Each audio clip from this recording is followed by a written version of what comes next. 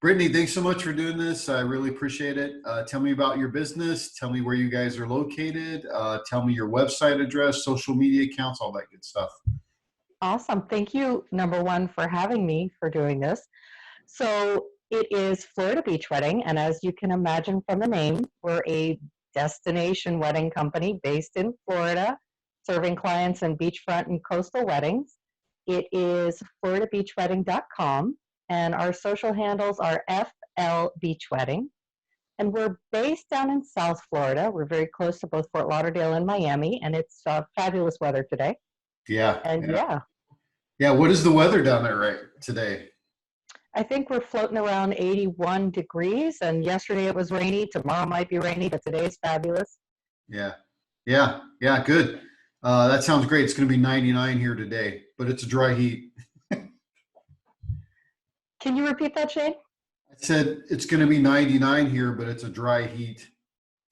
I've heard of dry heat before. I have to say, being a Florida girl, it's pretty humid down here, but I've been to Vegas, and I understand that dry heat is essentially putting your head in an oven while a dog breathes on the side of your face. Yeah, that's a good analogy. Awesome. I have some family that live in Florida, and I've been there in the summertime, like in August, and you get off the plane or go outside, and the air just hits you. It's so heavy, especially when it gets into the 90s and it's humid, right? And you got thunderstorms and stuff. Yeah, yeah, it's pretty heavy. But being at the beach would be awesome. Say it again. Being at the beach would be awesome, for sure. Yes. You know, the wind coming off the water, it never gets quite unbearable. It's always nice. Yeah. Okay, so let's talk about so I was doing a little research on your company, and you guys have multifaceted piece, right? So you guys do multiple things to help support basically a destination wedding. So if anyone interested coming to Florida for a destination wedding would connect with you guys, and then you would be able to provide them with kind of multifaceted of service. So what are the services that you guys provide? Absolutely. So we have certified wedding planners. I myself am a certified wedding planner. We have professional photography, videography, entertainment. We have officiants, and we have floral and decor. Nice. Okay. There's a lot going on. Yeah, that is a lot. Yeah. So what happens, so what's the process? Like most of your couples, I'm sure they're destination couples coming from outside of Florida. What is the process? How do they find you? And then what happens when they connect with you? Like, let's say I'm interested in having a destination wedding, and, I find you, and then what's the process? Oh, awesome question, actually. So let's say a client reaches out to me, a couple reaches out to us, and they're coming in from some interior state where they're landlocked. Maybe it's freezing where they are right now, and they're just dreaming of this Florida destination wedding. They've already kind of figured out that going outside of the country maybe isn't convenient for them. So they kind of pinpoint in on Florida because we have so much to offer. And they'll reach out to us. Either they found us online or through social media, or they've, believe it or not, heard word of mouth of us, or one of the hotels have referred them to us. And we'll just start with a very easy conversation. We'll talk about the size wedding they're thinking of having, if they figured out kind of a budget yet, maybe some pros and cons for them, and what services they're really needing, because maybe not every service is needed. And we'll start to piece together from kind of pre-made packages and customizable packages, this package that will suit them, all their needs, everything they might need. And then we'll go through that process, and we present everything to them, and hopefully they've fallen in love with us, and everything we have to offer will streamline their lives and their planning. Yeah. So, destination wedding, to me, it's like, oh, I'm traveling, a couple hundred miles away from where I live just to go somewhere different. Maybe it's a beach or whatever. But Do you guys have people that come from like interior Florida that say, "Hey, I want to have a destination wedding out at the beach"? Hmm. Not only do we have people coming from interior Florida, we have people who are local and they just love what is home already. Things that, even though, for example, I was born and raised in Florida, and I still, even owning a beach running company, I don't get to go to the beach enough for just relaxation or to Yeah. enjoy, you know, Florida.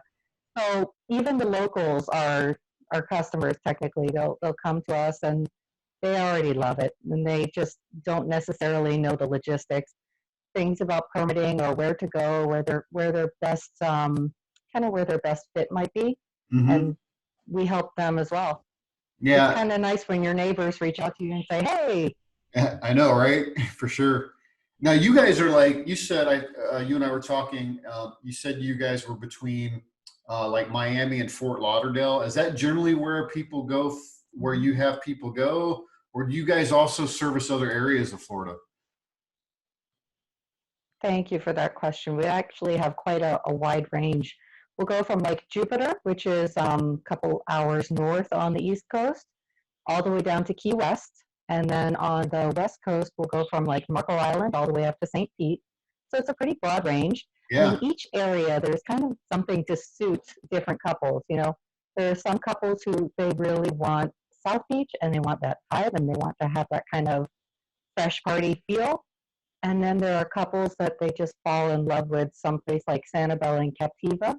I think that's the seashell capital of the world. Right. And they want to have it on the West Coast and they want to think sunset and things like that.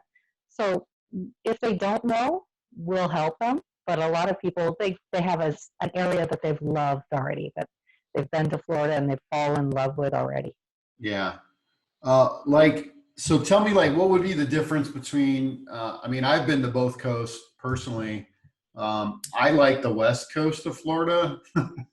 I just like the vibe that's over there. But tell me, like, in general, Hmm. what are the differences between, like, if I wanted to go East Coast, right? I wasn't sure, right? But I want to go to the beach.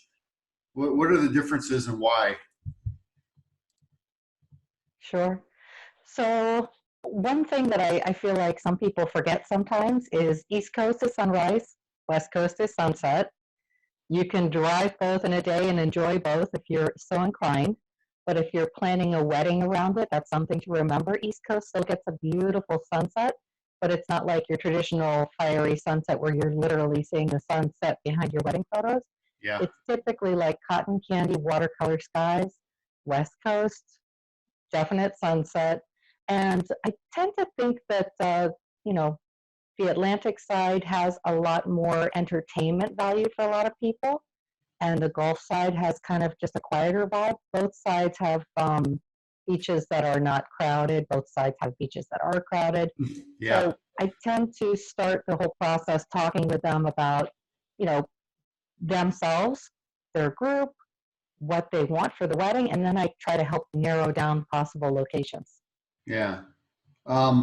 When you said like more entertainment value on the East Coast, what do you mean by entertainment value? There's just more activity type stuff on the East Coast? There's a lot more going on the East Coast activity wise, in my opinion. But say, for example, there's everything in Miami.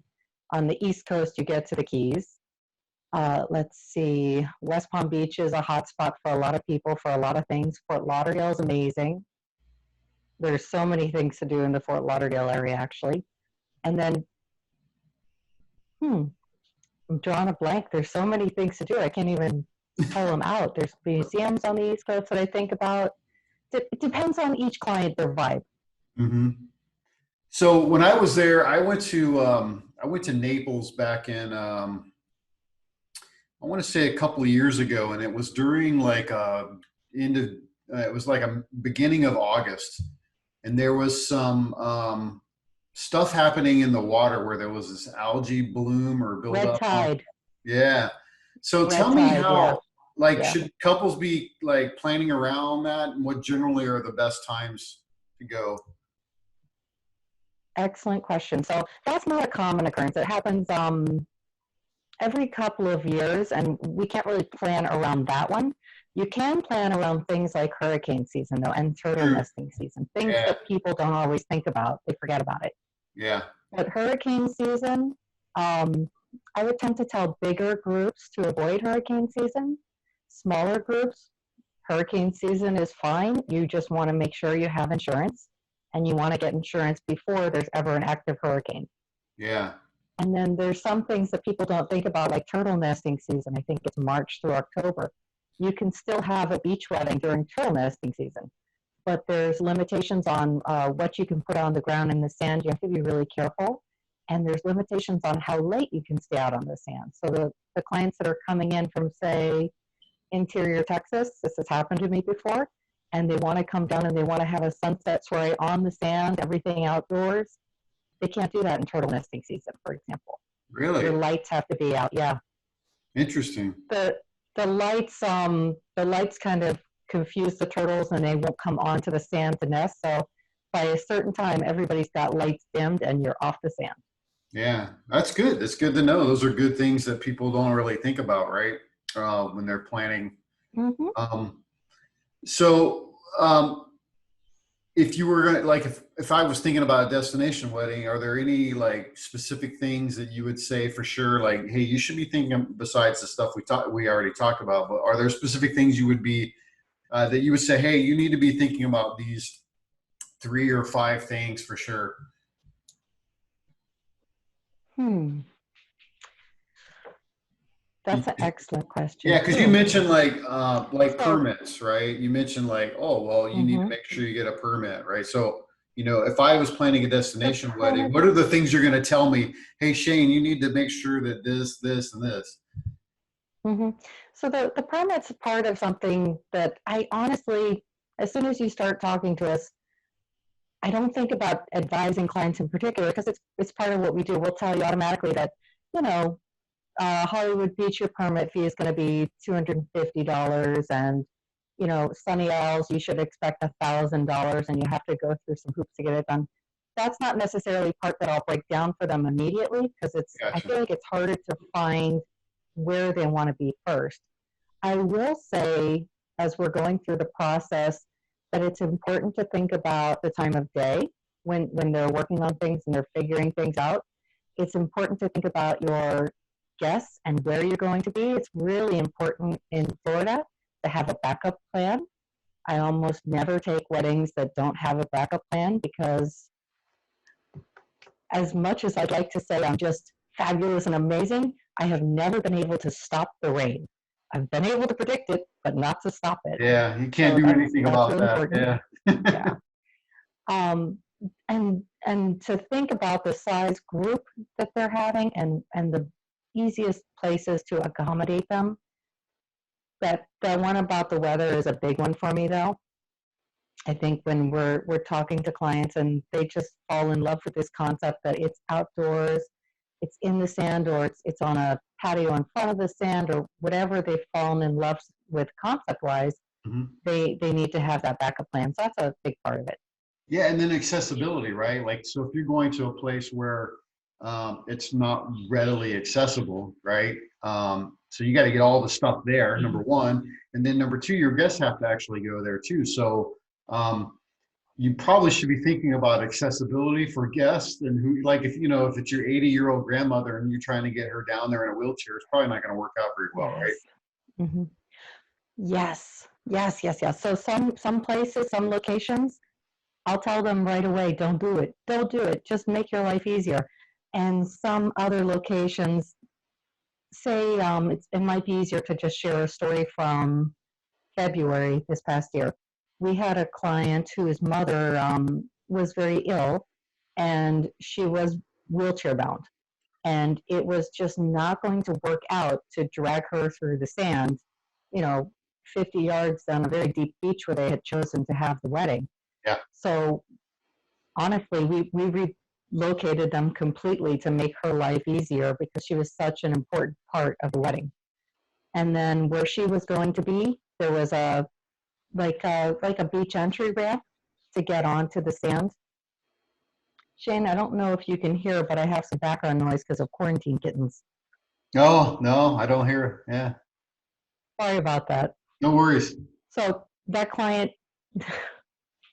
so that client, they had a ramp to get partway onto the sand, and then where she was going to be, we covered a little bit of plywood with sand so that she had an easy, accessible way.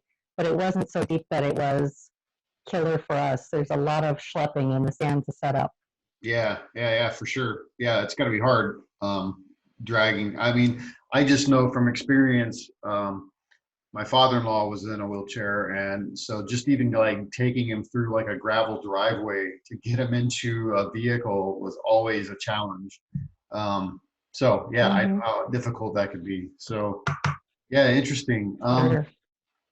Is there any specific advice you would have for couples, like if they were planning a destination or thinking about a destination wedding, like the number one thing you would have them think about besides, guest counts and accessibility? Is there anything else that you would have them like really think about this?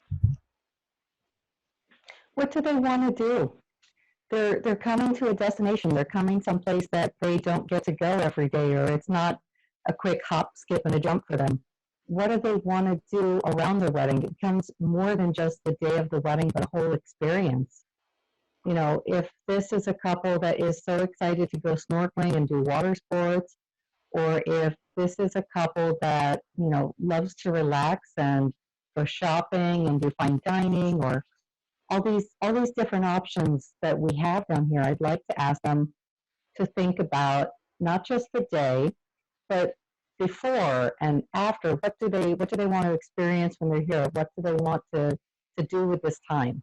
Yeah, yeah, that's good. Those are good. Those are good suggestions for sure. Let's switch gears a little bit. Talk about Mhm. business side of things. Tell me, uh, for you as a business owner, what would you say over the past couple of years has been working well for you guys? So I think something that really works well with us is having really wonderful partnerships with venues. You know, we can't have services for a client if we don't know where they're going to be. And that back to that backup plan, I really don't want to take a chance and not have a backup plan for a client. So it makes the most sense for us when the client is partnered with an amazing venue. And just the venues down in here in Florida have been wonderful. They've been very receptive to our clients and their needs. And a lot of them are just already well suited for these types of events where there's a beautiful outdoor location as plan A, and then they've made sure that there's a beautiful indoor location for plan B. Yeah, So that's really something that has worked well with us to be in partnership with a lot of these venues. yeah, I've heard that a lot from other vendors too. It's about building relationships, not only, with other people working Yes. in the space. Um, that has really helped them grow their business and then worked well for them, like just, like understanding what the space is, right? And Mm-hmm. being available when someone else needs you, or that kind of thing. Mm-hmm. Yeah, it's Well, been life-saving. yeah, for sure. So outside of what's happening today, what would you say over the past couple of years have been like your biggest challenges? Ah, biggest challenges. I mean, I feel like there's a new challenge every day. Yeah, right. There's just like something every day for a small business owner. Some of my biggest challenges are just finding new ways to keep up with my clients' needs, like new ways to kind of streamline the process. Weddings are sort of famous for being very stressful, and we're always thinking of different ways to try to make it easier, like to pre-think out some of the things that we know our clients are going to need to, offer them. Everything from, ceremony scripts to photography shot lists to timelines, all these things that, maybe we can skip ahead and make our life easier with, to kind of get some pre-selected for them. Mhm. So that's something that's a constant challenge for me, the making sure things are updated, ready to go, and available for the clients. Yeah, that's good. Um, so outside of the challenges that you see, what would you say, like, if you had to go back and give yourself some advice 5 years ago, what would you say is like the one thing you might go back and tell yourself? I would go back and tell myself to just be myself. I think 5 years ago, our business was still pretty new, and I was always a little worried about what people would think of this or that. And it took me a little while to just realize that what I have to offer my clients is me, and how we think and how we do things. And we're quite normal. We're down to earth, fairly humble people. And I think if I had embraced that sooner, that I would have just had a more relaxed experience as a younger business owner, just to be ourselves. Yeah, it's interesting because I've heard that from quite a few people actually, and I feel like as a business owner, we're looking at what can we do to grow our business, what can we do to make things better, different, right? And we just we forget about just being ourselves. I think sometimes, right? It's just like, oh, let's just go do this. Oh, here's the new thing we got to do over here. Oh, I just read this book and now I got to apply these things. And we sometimes forget about just being who we are, right? This the whole passion and You reason know, for doing it. it's a balance between being a real person, being a professional. That can be a trick sometimes. I'm Yeah, sorry, this thing climbed up my leg. I had to stop. that's okay. How many of those do you have? 3 quarantine kittens that we let happen for my son. So at Oh, least there's something to do while we're all stuck. right, right. How cute. So is there the last question I have for you is around like stories, and so and you can choose which one you want. So tell me what your most inspirational story or your best story or your worst story, your choice, wedding story or business story. So some years ago, when the business was still, again, quite new, I used to hang out online and try to get a vibe for what my clients were looking for to be on the same page in different groups just to watch. I'll never do that again in my life. What a horrible experience. But I connected with this young woman. She was reaching out because she was looking for free services for her aunt's wedding that was going to be happening in a week or two. And I would never pay attention to that kind of thing, but something struck a chord with me, and we got to talking. And her aunt was a cancer patient, and they were, a very modest means, everybody in her family at that time. And they were just looking to do something special for her, to make it a little more than what it was going to be. It was going to be like a park pavilion at a beachfront location kind of thing. And I talked to my partner, my co-owner, and I was talking to him about it. And at first he was very reserved because everybody has a story and Yep, everybody has something. Everybody's always asking for something. they And are. we were worried that, ooh, this maybe it's a bad business idea, who knows? But I convinced him, and the day of the wedding, we went up. We had done a bridal bouquet for the bride. We donated a very simple arch, and he donated a an hour or so of professional uh, photography. Right. These kittens, and we got there. The bride looked beautiful. Hair and makeup artist had donated her time also, who helps with cancer patients. And, everybody was so appreciative, and it was a very nice experience. And, we saw it was all very simple, but very warm, very family friendly. Kids ended up in swimming in the water later. It was very sweet. And we left. We delivered the photos later, and we didn't hear anything from them for a few months until the young lady reached out. It was the niece, to tell us that her aunt had actually passed away, and they were going to be doing a small celebration of life, and they wanted to know if we would come. So we didn't say no to that. We went to the Yeah. celebration of life. It happened to be in the same beachfront park pavilion, and I remember that my partner Monty, they were passing out memory cards, like with the person's photo and a bit of scripture. Yeah. And he took the memory card and he looked, and one of the photos, the photo actually that they chose to use, was one of the photos he had taken. And he was so moved, and the groom had come over, the husband, to tell him that, this was one of the last times that she was in good shape, and that, these photos were some of the last good photos taken of her, and how everything meant so much to her and to him, and to thank you. And, that brought tears to Monty's Of eyes and course. mine, of course. Yeah. Some people will tell us that that kind of thing is not good for business. It doesn't really build business. Some people will tell us it is. I don't really know what the right answer to that is, but I can tell you that it was a great lesson, and just a really powerful reminder for us that I get stuck, and he gets stuck too, in the business side of things. But what we're doing, what we're creating, is more than just an occasion for someone. Yeah. These are celebrations, these life celebrations you'll remember forever, and they will mean something to Yeah. these people, you know, years and years later. Yeah. So I think that was a positive experience. Well, I mean, in this case, you guys created a memory for them that they could probably never have captured any other way.